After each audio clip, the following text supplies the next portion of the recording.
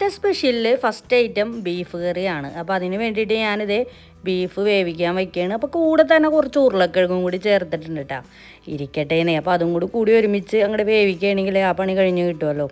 അപ്പോൾ അതിന് തന്നെ കുറച്ച് പൊടികളൊക്കെ ചേർത്ത് കുറച്ച് ഇഞ്ചിയും വെളുത്തുള്ളിയും കറിവേപ്പിലയും ഒക്കെ കൂടി മിക്സ് ചെയ്ത് നന്നായിട്ടൊന്ന് കുഴച്ചിട്ട് നമുക്കിതൊന്ന് വേവിക്കാൻ വയ്ക്കാം. ആ നേരം കൊണ്ട് നമുക്കിനി ബാക്കി പണികളിലേക്കൊക്കെ കിടക്കാം കേട്ടോ. അപ്പോൾ ഇന്ന് പുട്ടാണ് ഉണ്ടാക്കുന്നത്. ഞാൻ ദേ പബ്സിൻ്റെ ഷീറ്റ് എടുത്തിട്ടുണ്ട് കേട്ടോ. പബ്സ് ഉണ്ടാക്കാനൊന്നും അല്ല, എങ്കിലും അതുപോലെയൊക്കെ തന്നെയുള്ള ഒരു ഐറ്റമാണ്. അപ്പോൾ കുറച്ച് ഞാൻ ദേ അതിനുള്ളിൽ വെക്കാനുള്ള മസാലയൊക്കെ റെഡിയാക്കിയിട്ടുണ്ട്. ചിക്കൻ്റെ മസാലയാണ്. എന്നിട്ട് ഞാനിത് ഇതുമാതിരി ഇങ്ങനെ ഒരു കോൺ പോലെ ഇങ്ങനെ ആക്കി മടക്കി വെച്ചിട്ടുണ്ട് കേട്ടോ. അപ്പം ഞാൻ ഇത് ശരിക്കും പറഞ്ഞാൽ ഓവനിലൊക്കെ വെച്ച് ഉണ്ടാക്കുകയാണെങ്കിൽ ശരിക്കും ഒരു പബ്സ് പോലെയൊക്കെ കിട്ടും. പക്ഷെ ഞാൻ അത്രയ്ക്ക് റിസ്ക് എടുക്കാൻ മുതിരുന്നില്ല. അപ്പോൾ അതിനുള്ള നേരമൊന്നുമില്ല. അപ്പോൾ ഫ്രൈ ചെയ്തെടുക്കാനാണ് പോണത്. അപ്പം ഞാനിത് ഇതിങ്ങനെ ആകെ മടക്കി ഏതോ ഒരു മാപ്പ് പോലെയൊക്കെ ഉള്ള ഷേപ്പൊക്കെ ആയിട്ടുണ്ട്. അധികമൊന്നും ഉണ്ടാക്കണില്ല കേട്ടോ. കാരണം എന്ന് വെച്ചാൽ ഇത് ഭയങ്കരമായ ഒരു വലിപ്പത്തിലാണ് നിൽക്കുന്നത്. അപ്പോൾ ഇത്രയൊക്കെ ഉണ്ടാക്കി കഴിഞ്ഞ് കഴിഞ്ഞാൽ കഴിക്കണ്ടേ നോമ്പ് തുറന്ന് കഴിഞ്ഞാലും. അപ്പോൾ അതുകൊണ്ട് ഞാനിതേ 2 എണ്ണമാണ് ഉണ്ടാക്കണത്. അപ്പോൾ 2 എണ്ണം ഞാൻ ഇത് ഒരേ ഷേപ്പിൽ തന്നെയാണ് കേട്ടോ ഉണ്ടാക്കിയിട്ടുള്ളത്. ഇത് കണ്ടില്ലേ, ഇത് കാണാനൊക്കെ നല്ല രസമുണ്ട് കേട്ടോ. പപ്സിൻ്റെ ഷീറ്റാണ്. നമുക്കിത് ഷീറ്റ് സമൂസ ഷീറ്റ് മേടിക്കാൻ കിട്ടണ പോലെ തന്നെ പപ്സിൻ്റെ ഷീറ്റും മേടിക്കാൻ കിട്ടുമല്ലോ. അപ്പം ഞാൻ പപ്സ് ഉണ്ടാക്കിയില്ല. ഇതിൽ കുറച്ച് മുട്ടയുടെ വെള്ളയൊക്കെ തൂകുകയാണെങ്കിൽ ശരിക്കും അടിപൊളി പപ്സൊക്കെ ആക്കി കിട്ടും. പക്ഷെ ഇപ്പം എന്തായാലും ഞാനത് റെഡിയാക്കണില്ല. അപ്പോൾ അതേ ഇത് ഞാൻ വേറൊരു രീതിയിലാണ് കേട്ടോ. നമ്മൾ മുട്ട പപ്സൊക്കെ ഉണ്ടാക്കില്ല, അത് മാതിരത്തെ ഷേപ്പിലാണ് ഇത് ഞാനിങ്ങനെ പൊതിഞ്ഞെടുക്കണത്. അപ്പോൾ 2 ഷേപ്പിലായിക്കോട്ടെ എന്ന് വിചാരിച്ച് അങ്ങനെ ഞാനതേ ഇതും അങ്ങനെ ഇതാക്കി എടുത്തിട്ടുണ്ട്. ഇനി നമുക്കിതൊക്കെ ഒന്ന് ഫ്രൈ ചെയ്തെടുക്കണം. അപ്പോൾ നമ്മളിത് ആകെ ഈ ഒരു 3 ഐറ്റം ഉണ്ട് ഇപ്പോൾ ഈ ഒരു പപ്സിൻ്റെ ഷീറ്റ് വെച്ച് റെഡിയാക്കി എടുത്തേക്കണത്. പുട്ടിന് പൊടി നനച്ച് വെക്കാൻ പോവുകയാണ്. അപ്പോൾ ഇവിടെയും കിട്ടും കേട്ടോ ഇതുമാതിരത്തെ പുട്ടുപൊടികൾ. നമ്മുടെ സ്റ്റീം ചെയ്ത പുട്ടുപൊടിയിൽ നമ്മുടെ നാട്ടിൽ കിട്ടണം. അപ്പോൾ അതേ പുട്ടുപൊടി ഇവിടെയും കിട്ടും സൂപ്പർ മാർക്കറ്റിൽ. ഞാനപ്പോൾ അതേ വെള്ളമൊക്കെ ഒഴിച്ച് ഉപ്പൊക്കെ ഇട്ട് അങ്ങനെ കുഴച്ച് കുറച്ച് നേരം അത് വെക്കണമല്ലോ, എന്നാലല്ലേ അത് നല്ല സോഫ്റ്റായി കിട്ടുള്ളൂ. പിന്നെ അതുപോലെ തന്നെ സ്നാക്കായിട്ട് മുട്ട കബാബ് ഉണ്ടാക്കുന്നുണ്ട്. ഇതിൻ്റെ റെസിപ്പിയൊക്കെ ഞാൻ മുമ്പേ പറഞ്ഞിട്ടുള്ളതാണ്. ഞാൻ പറഞ്ഞിട്ടുണ്ടല്ലോ ഇതൊക്കെ ഇവിടെ സ്ഥിരം എല്ലാവർക്കും ഭയങ്കര ഇഷ്ടമാണെന്നൊക്കെ. പിള്ളേർക്ക് വലിയ താല്പര്യമില്ല, എനിക്കും ഹസ്ബൻഡിനും ഭയങ്കര ഇഷ്ടമാണ്. അപ്പോൾ അത് കാരണം മിക്ക ദിവസങ്ങളിലും ഇതൊക്കെ ഉണ്ടാക്കും.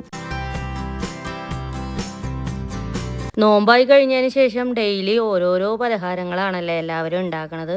പറഞ്ഞപ്പോൾ അതേ നോമ്പ് തീരാറായിട്ടുണ്ട്. ഇനിയിപ്പോൾ ആ ഒരു അറബുരി ഉണ്ടാക്കണ ഒരു താല്പര്യമൊക്കെ കുറഞ്ഞു പോകും. അങ്ങനെ ഞാൻ സ്നാക്സൊക്കെ റെഡിയാക്കാൻ തുടങ്ങിയിട്ടുണ്ട്. ഫസ്റ്റ് തന്നെ സമൂസയാണ് കേട്ടോ റെഡിയാക്കണത്. അപ്പോൾ ഇനിയിപ്പോൾ നോമ്പൊക്കെ കഴിഞ്ഞ് ഈ ഒരു സമൂസ തീറ്റയൊക്കെ ഭയങ്കര കുറവായിരിക്കും. നോമ്പാകുമ്പോഴാണല്ലേ ഒരു സമൂസയൊക്കെ തിന്നാനും ഒക്കെ ഒരു ഇൻട്രസ്റ്റ് ഉള്ളത്. സമൂസ അങ്ങനെ ഓരോന്നും ഫ്രൈ ആയിട്ട് റെഡിയായി വന്നിട്ടുണ്ട്. അതിന് ശേഷം ഞാനിതേ പപ്സ് ഇതിലേക്ക് ഇടുകയാണ്. അപ്പോൾ ശരിക്കും പറഞ്ഞാൽ ഇതിലിട്ടാലും വലിയ കുഴപ്പമൊന്നുമില്ല കേട്ടോ. നല്ല അടിപൊളി ടേസ്റ്റ് തന്നെയാണ്. ആ ഒരു പപ്സിൻ്റെ അതേ ടേസ്റ്റ് തന്നെ കിട്ടും. പിന്നെ ആ ഒരു രൂപത്തിലൊക്കെ ചെറിയൊരു വ്യത്യാസം ഉണ്ടാവുമെന്ന് മാത്രം. നമ്മൾ ഓവനിലൊക്കെ ഉണ്ടാവുമ്പോൾ കുറച്ചും കൂടി ഒന്ന് ഇതായിട്ടൊക്കെ ഇരിക്കുമല്ലോ, ആ ഒരു രൂപമൊന്നും കിട്ടൂല എന്നുള്ളൂ. ടേസ്റ്റിൽ വലിയ വ്യത്യാസമൊന്നുമില്ല. സമൂസയുടെ ടേസ്റ്റിൽ നിന്നും വളരെ വ്യത്യാസമുണ്ട് ഇത്. അപ്പോൾ ഇതിൻ്റെ ഉള്ളിൽ മുട്ടയൊക്കെ വെച്ചിട്ട് റെഡിയാക്കുകയാണെങ്കിൽ ശരിക്കും പപ്സ് പോലെ തന്നെ ഇരിക്കും. ഇന്നിപ്പോൾ ഞാൻ വെറുതെ ഒന്ന് ട്രൈ ചെയ്ത് നോക്കിയതാണ് കേട്ടോ. അങ്ങനെ എന്തായാലും നല്ല ടേസ്റ്റ് ഉണ്ടായിരുന്നേ. ശരിക്കും പപ്സ് പോലെ തന്നെ ഇരിപ്പുണ്ടായിരുന്നു. ഒരു ചിക്കൻ പപ്സ് പോലെയൊക്കെ തോന്നിയിട്ടുണ്ടായിരുന്നു. അപ്പോൾ ഞാനിവിടെ എല്ലാം ഇവിടെ സെറ്റ് ചെയ്ത് വെച്ചിട്ടുണ്ട്. മാംഗോ ജ്യൂസ്, അതുപോലെ തന്നെ അവൽ മിൽക്ക്. ഇപ്പോൾ ഇവിടെ എല്ലാ ദിവസവും അവൽ മിൽക്ക് ഇവിടെ റെഡിയാക്കാറുണ്ട്. പിള്ളേർക്കൊക്കെ ഭയങ്കര ഇഷ്ടമുണ്ട് അവൽ മിൽക്ക്. പിന്നെ അതുപോലെ തന്നെ ചായ ഇവിടെ റെഡിയാക്കിയിട്ടുണ്ട്, നാരങ്ങ വെള്ളം. അപ്പോൾ ഇതൊക്കെയായിരുന്നു നമ്മുടെ നോമ്പ് തുറ വിഭവങ്ങൾ. പിന്നെ അതുപോലെ തന്നെ സ്ഥിരമായിട്ടുള്ള നമ്മുടെ മുന്തിരിയും ചെറുപ്പഴവും ഒക്കെ ഇവിടെ റെഡിയാക്കി വെച്ചിട്ടുണ്ട്. ഇനിയിപ്പോൾ ഇത് എത്ര ദിവസമാണല്ലേ നോമ്പൊക്കെ കഴിഞ്ഞ് കഴിഞ്ഞാൽ പിന്നെ ഈ ഒരു വറപൊരികൾ തിന്നാനുള്ള ഒരു ഇതൊക്കെ മാറുമല്ലോ. അല്ലെങ്കിൽ നോമ്പ് തുറക്കണ നേരമാകുമ്പോൾ എല്ലാവരുടെ വീട്ടിലും ഭയങ്കര ഒരു തിക്കും തിരക്കും തിന്നാനുള്ള ഒരു ഇതും ഒക്കെ ഒരു വിളമ്പലും ഒക്കെ ആയിരിക്കും അല്ലേ. ഈ ഒരു ദിവസങ്ങളൊക്കെ കഴിഞ്ഞ് കഴിഞ്ഞാൽ പിന്നെ അതൊക്കെ അങ്ങോട്ട് പോകുമ്പോൾ ഒരു ഭയങ്കര ഒരു ഇതായിരിക്കും.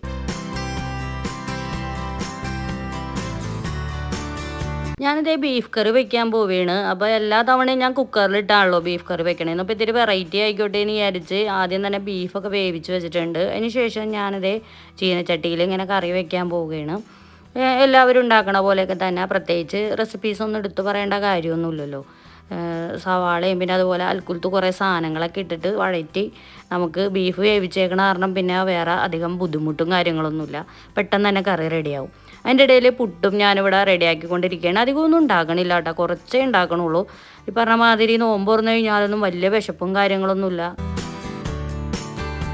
അങ്ങനെ ഇതേ സവാളയും കൂട്ടുകളൊക്കെ വഴന്ന് വന്നതിന് ശേഷം ഞാൻ എൻ്റെ പൊടികളൊക്കെ ചേർത്തുകൊണ്ടിരിക്കുകയാണ്. അതെല്ലാം ഒന്ന് വഴഞ്ഞ് മൂത്ത് കഴിയുമ്പോൾ നമുക്ക് ബീഫ് ചേർത്ത് കൊടുക്കാം. അപ്പോൾ ബീഫൊക്കെ അവിടെ നന്നായിട്ട് വെന്ത് വന്നിട്ടുണ്ട്, ഉരുളക്കിഴങ്ങും വെന്ത് വന്നിട്ടുണ്ട്. ശരിക്കും പറഞ്ഞാൽ ഇതിലേക്ക് ഉരുളക്കിഴങ്ങ് ഇട്ടാൽ മതിയായിരുന്നു. ഞാൻ പിന്നെ കുറച്ച് എളുപ്പമായിക്കോട്ടെ എന്ന് വിചാരിച്ചാണ് ആ ബീഫിൻ്റെ കൂടെ ഇട്ട് അങ്ങനെ ഉരുളക്കിഴങ്ങ് വേവിച്ചത്. അങ്ങനെ വലിയ വെന്തൊന്നും അങ്ങനെ ഇതായിട്ട് പോയിട്ടൊന്നും ഉണ്ടായിരുന്നില്ല. എന്നിട്ട് നമുക്കിതേ ഇതൊന്ന് മിക്സ് ചെയ്തെടുക്കാം.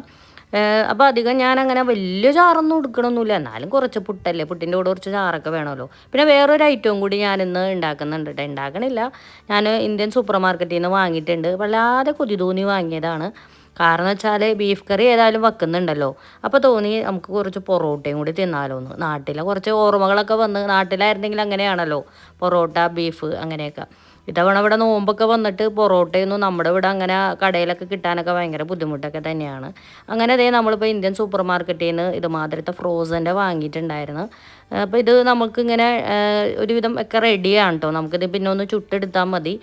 അപ്പോൾ ഇതിനു മുമ്പ് ഞങ്ങളിവിടെ വാങ്ങിക്കാറൊക്കെ ഉണ്ട്. നല്ല അടിപൊളി ടേസ്റ്റാണ് കേട്ടോ ഈ ഒരു പൊറോട്ട. ശരിക്കും നമ്മുടെ നാട്ടിലെ പോലെയൊക്കെ അതേ ടേസ്റ്റോട് കൂടി നല്ല ഫ്രഷായിട്ട് തന്നെ നമുക്ക് കിട്ടും. ഇത് കണ്ടില്ലേ എന്ത് രസമാണെന്ന് പറഞ്ഞാൽ, നല്ല അടിപൊളി സോഫ്റ്റ് പൊറോട്ടയായിരുന്നു കേട്ടോ. അങ്ങനെ പൊറോട്ടയും ബീഫും പുട്ടും ലെമൺ ടീയും ഇതൊക്കെയായിരുന്നു നമ്മുടെ ഫുഡുകൾ. അപ്പോൾ ഇന്നത്തെ ഒരു കുഞ്ഞൊരു പാചക വീഡിയോ നിങ്ങൾക്ക് ഇഷ്ടമായെന്ന് വിചാരിക്കുന്നു.